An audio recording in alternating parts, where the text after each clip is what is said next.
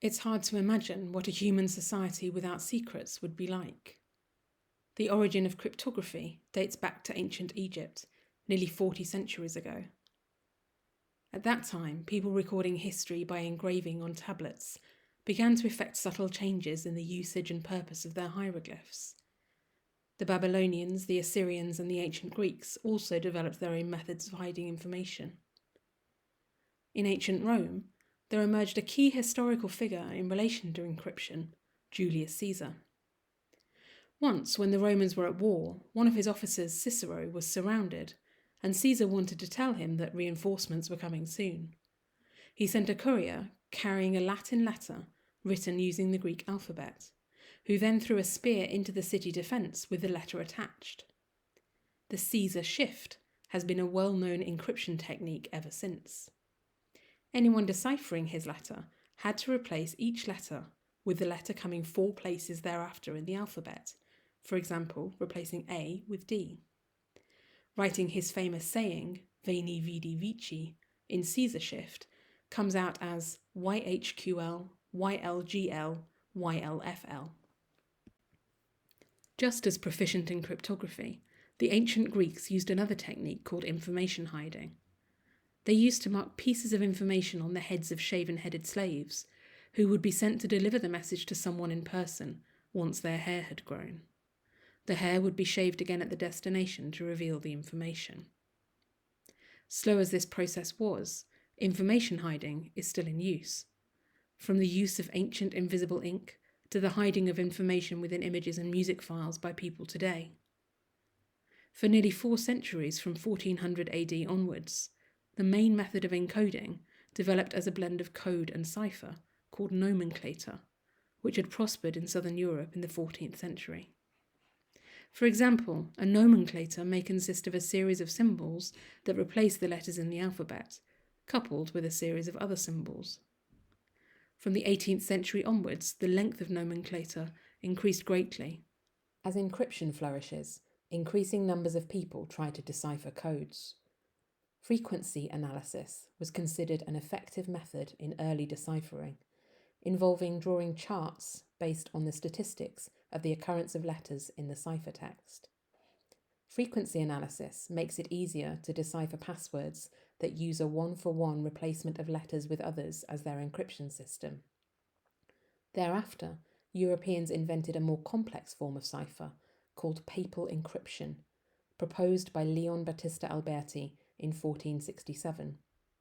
It consisted of 2 coaxial metal discs, with the circumference of each disc divided into 24 equal parts.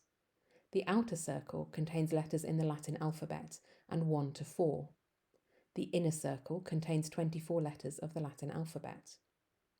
When transmitting the encrypted message, letters or numbers in the plain text in the outer circle are translated into the corresponding letter in the inner circle. Both sender and receiver must have the same password disk and must set the initial position of the inner and outer circle. Thus, with a polyalphabetic encryption system like this, the efficacy of frequency analysis decreases significantly. Johannes Trithemius published the world's first monograph in cryptography, and the methods he pioneered in this book became a standard method for creating a polyalphabetic system called the tableau, which consists of a 26-column, 26-row table of English letters, shifting each letter 1 letter forward in each successive row. So, if you were going to encrypt the phrase "all is well" with the topmost row as plain text, you would encrypt each letter in the following line, resulting in AMN LW BKST. In the mid-19th century, cryptography underwent another dramatic change. The year of 1844 saw American inventor Samuel Morse build the first telegraph line, stretching nearly 40 miles through Baltimore, Maryland, and Washington. On May 24th of the same year, Morse sent a telegram with the Bible quote, "What has God wrought?" from Washington to his assistant in Baltimore. In Morse code, information was delivered using signals of 2 different lengths, indicated in notation by dots and dashes. and thus he proved that long-distance telecommunication transmission to the whole world was possible. The year of 1861 saw a new encryption system emerging during the US Civil War. Developed by telegraph operator Anson Stager, a simple but efficient cipher system improved accuracy by reordering words in messages based on word substitution rather than unrelated letter groups. Put simply, the success or failure of password deciphering played a major role in wartime. The Zimmermann telegram is a classic example of the use of encrypted messages in wartime, and its deciphering rewrote the course of the First World War.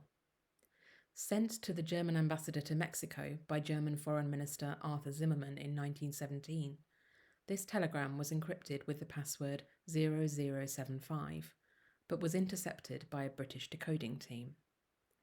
But in the Second World War, the mechanical cipher played a full and important role. The story of the Enigma cipher machine, for example, is well known in the history of codes and deciphering. Dr. Arthur Scherbius, a Berlin engineer, developed the first Enigma cipher machine in 1920, which was then renovated by the German government for service 3 years later. Encryption methods have undergone significant changes since the end of the war. Developments in modern society include the use of communication channels for business transactions, such as online banking and electronic stores needing passwords to protect customers' money.